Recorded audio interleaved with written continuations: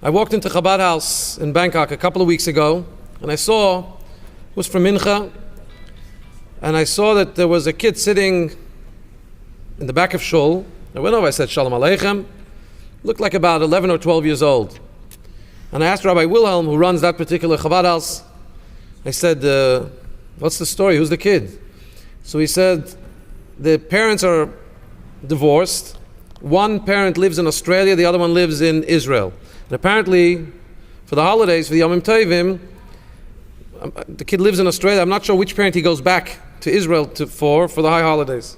And they have to send him back home as a an unaccompanied minor. And the problem is, when you send an unaccompanied minor, you need somebody to drop off, you need somebody to pick up at final destination. There's no non-stop or airline that flies directly from Israel to Australia. So they were flying through Bangkok. There's El Al, daily flight to Bangkok, and then he has to be put on a Qantas airline. But how do you move him from El Al to Qantas? Call Chabad. So they called Rabbi Wilhelm, and he picked up the kid, and he dropped him off that night. A very, very small story, but carries a tremendous message. Over the weekend, we've been spending hours and hours together, talking, and the one story that I heard that really, to me, is the soul of what all this global responding is, and I have many case examples, is what a story that's told from the early 1950s, when the Rebbe first ascended to the leadership after his father-in-law passed away. And there was a person in quite a religious neighborhood who was always quite negative in his speech and his attitude. Whenever the word Lubavitch came up, the Lubavitcher Rebbe, he was not very fond, and he shared it quite vocally. After a time, he stopped speaking in that way. And one of the people who knew him went over to him after a time, and he says, tell me, what happened that you used to be so vociferous, you used to be so outspoken about the Lubavitcher Rebbe? What happened? What made you stop? He said, I'll tell you what happened. I look like a successful lawyer, but deep down, I was in real financial crisis, and I didn't know what to do. And out of desperation, I figured, let me reach out at least in some way. I took an ad at the time, the Yiddish newspaper, the Blatt, and I wrote an ad in Yiddish. Aid darf haben Hilf. Der was kann helfen, bitte kling. A Jew needs help. If anybody is able or prepared to help, please call this and this number. And I sat and waited. I got one phone call. Hello, it's Rabbi Chadakov, Lubavitcher Rebbe's secretary. What's needed? How can we help? And they helped financially, and they helped to resolve the issue. He says, I will no longer speak about the Lubavitcher Rebbe in any other way, but as a true and pure Oyev Yisrael, a lover of fellow Jews. There's the critical element and ingredient for any story, I can tell you, from anywhere in the world, and in Thailand we have our great share of stories, is the motivation that shluchim have to be as close, to mold themselves as closely as possible to the Rebbe, is the Avas Yisrael, the love of fellow Jew, and this leads us to all of the other results. And let me give you an example. Somebody called me about 2 years ago. He says, look, I'm from Flatbush, religious man. He says, my wife has a brother who became not so religious, living in Thailand in a village 3 hours drive from Bangkok. But he's in a problem. What was the problem? A long story. He took a Rolex watch from somebody else, and he came to America to fix it, and he gave it to a pawn shop, and he came back to this Polish, non-Jewish friend, and he bought him what's the cheapest thing to buy in Thailand? A Rolex watch in the fake market. But this guy, the Polish guy, suspected something was wrong. He took it to a Rolex shop, and they said it's fake. Anyway, so you pay policemen. They paid the policeman a little money. They took away his passport, and this Jewish guy is in jail. And the man tells me on the phone, I tell you the truth, I used to have some kind of relationship with Chabad. I don't have one anymore. But in Thailand, who am I going to call? And that comes to the second point of why we're able to respond. We're there. We're on the ground. Not just we're on the ground, we're reachable. America just had New York had this, the whole area, not just New York, had this terrible tragedy.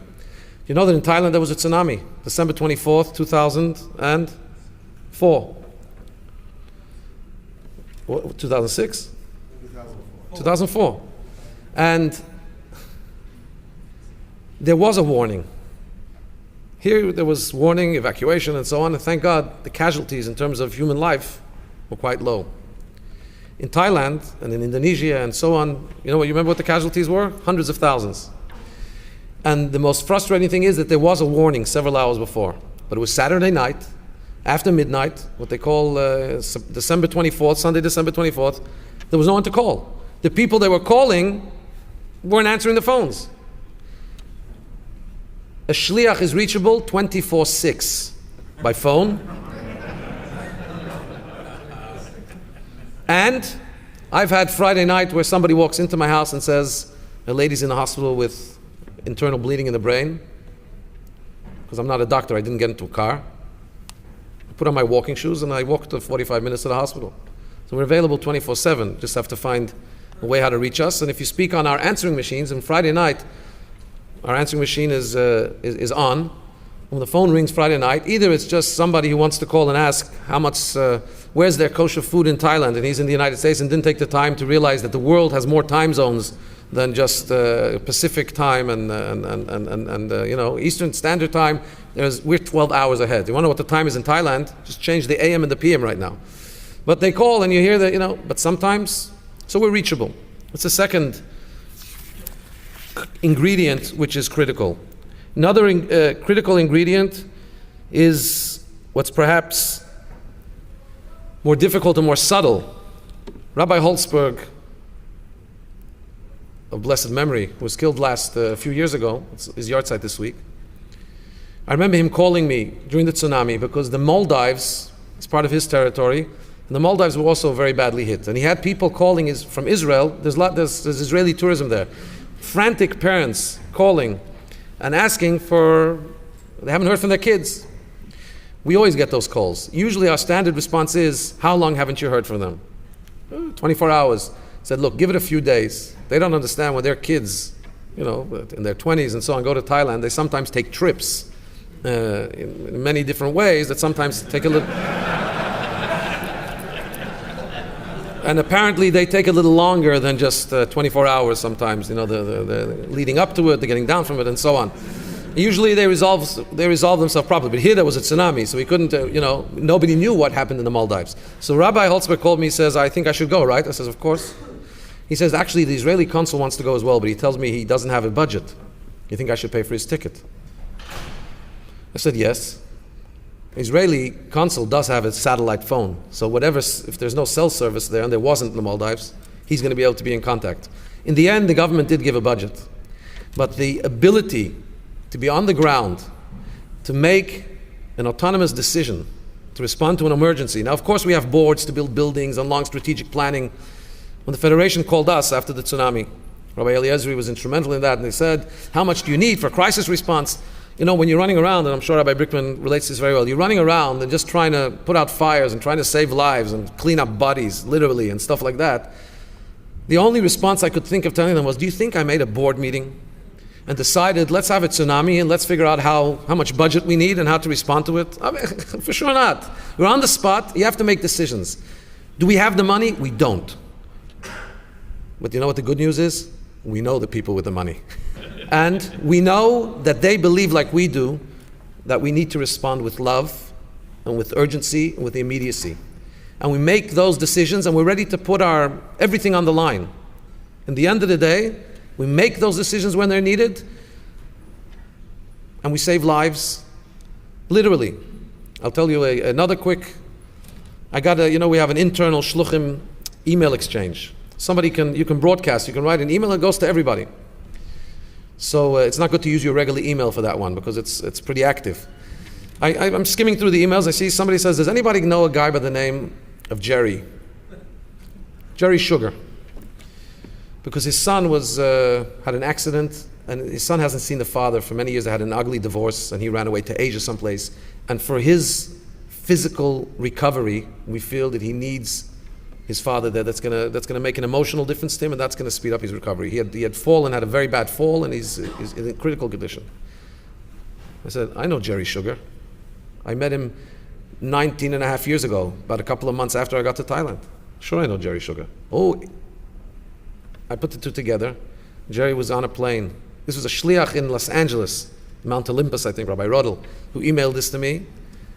Jerry was on a plane, and it was a reunification of family, but more than that, this gave this young man the ability to heal, literally saving lives. It's incredible what we can do, what we do, and how much more there still is to do. And of course, this is all motivated and driven by the one critical component, Ahavas Yisrael, love a fellow Jew, and that's something that all of us in the room have, and we need to get better at. Whenever there's a situation, rather than, God forbid, saying, what can I do? Yes, if you see the situation, you can do something, and go do something about it, and let us continue to emulate the Rebbe's Ahavas Yisrael and reach out to one Jew at a time, but thus creating a true global revolution. And I can tell you, Israel is in some ways a very difficult market to penetrate, because there are many political divides, there are many religious divides in Israel. 100,000 Israelis at least come to Thailand every year. Friday night dinners are free. On average, between our 5 Chabad centers, we serve 1,000 dinners on a Friday night. When you go in Israel, whenever I go in Israel, I study this. I go wherever I go, I drop the name Thailand. The smile on people's face, either they were there, their niece was there, their nephew was there, they're going there, I want to go there. There's always a response, and thank God a positive one. What you can do with a Friday night dinner with a kiddush, we don't give gefilte fish because many Sephardim they run away from gefilte fish. We give Moroccan style fish, hot spicy fish. We have the ability, and we are. The Eibusher should help that this should already create the global revolution needed. Mashiach should come speedily. Thank you.